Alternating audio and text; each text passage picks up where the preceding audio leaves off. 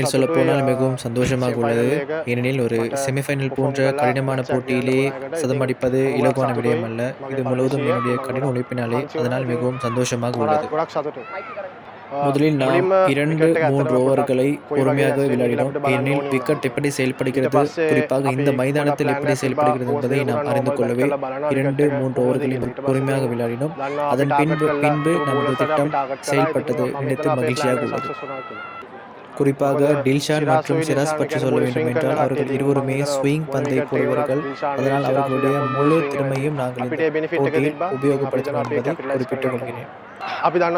எங்களுக்கு தெரியும் பவர் பிளேவிலே அவர்கள் 60 அல்லது 90 ரன்களை டார்கெட்டாக வைப்பார்கள் என்று. அதனால் நாங்கள் மிகவும் கவனமாகவே பந்து வீச்சை தெரிவு செய்தோம். குறிப்பாக சொல்லப்போனால் நாங்கள் பவுண்டரிகள் அல்லது சிக்ஸர்களை கொடுப்பதை தவிர்த்து கொண்டோம்.